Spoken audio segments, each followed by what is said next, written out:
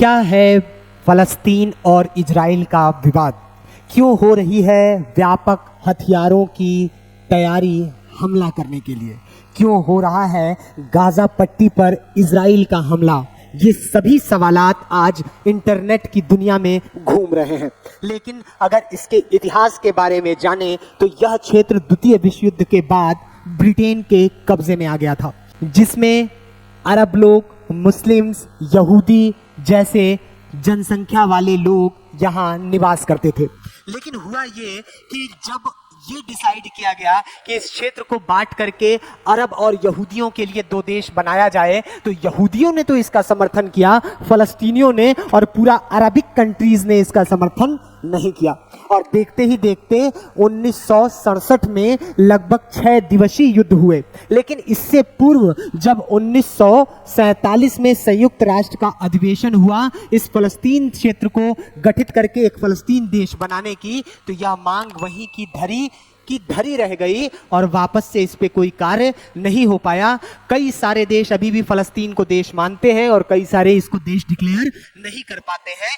लेकिन अगर बात करें विवाद की, तो यहाँ देखिए, यहाँ यरूशलेम है, यहाँ ये वेस्ट बैंक का इलाका आपको दिख रहा है और ये है गाजा पट्टी। ये गाजा पट्टी और वेस्ट बैंक जो फलस्तीन के हिस्से में है, यहाँ तो डेमोक्रेटिक चुनाव के साथ सरकार चलती है वेस्ट बैंक फलस्तीन में। वहीं गाजा पट्टी पर जिसका अधिकार है वो है हमास संगठन, जिसका मोहम्मद यासीन ने इसका गठन किया था। और इसका पूरा प्रतिरोध किसके लिए है? इजराइल के लिए है। इजराइल वह क्षेत्र जो धीरे धीरे अपने ज्योग्राफिकल एरिया को बढ़ाते रहा, इसने सिनाई पेनिनसुला पर अधिकार कर दिया जिसका अधिकार मिस्र का था।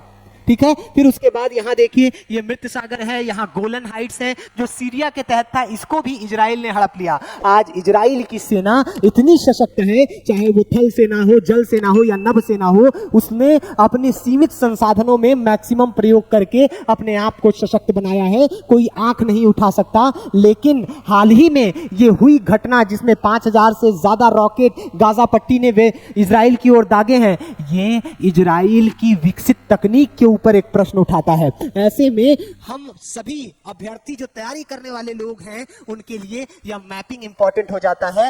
ये आपका है भूमध्य सागर का क्षेत्र और यहाँ पे ही लैंडलॉक कंट्री नहीं है इजराइल, बल्कि ओपन है भूमध्य सागर के तरफ। यहाँ नीचे मिस्र है, इधर जॉर्डन है, ऊपर सीरिया है और जस्ट इसके ऊपर आपको लेबनान जैसा देश देखने को मिलेगा। ठीक है, तो ये पूरा जो इलाका है ये प्राकृतिक गैस, पेट्रोलियम, इन सभी क्षेत्रों के लिए जाना जाता है। इसलिए पश्चिमी देशों का भी इसमें क्या है, अभिन्न हिस्सा है इनके विवादों में। यानी वो भी कहीं ना कहीं गाजा पट्टी के पास इतनी सारे जो हथियार और गोला बारूद आ रहे हैं, आखिर ये सब कौन दे रहा है? कई बार कहा जाता है कि हमास को अप्रत्यक्ष रूप से समर्थन दे रहा है ईरान से चलने वाला एक अलग संगठन, और ईरान देश का भी इसको समर्थन मिल रहा है। लेकिन चाहे किसी भी प्रकार का युद्ध क्यों ना हो, हम हो या आप हो, युद्ध हमेशा आम नागरिकों के लिए विनाशी लेकर के आता है। हम सभी ईश्वर से ये दुआ करते हैं कि विनाश लीला समाप्त हो और जल्द से जल्द फलस्तीन और इजराइल आपस में मिलकर के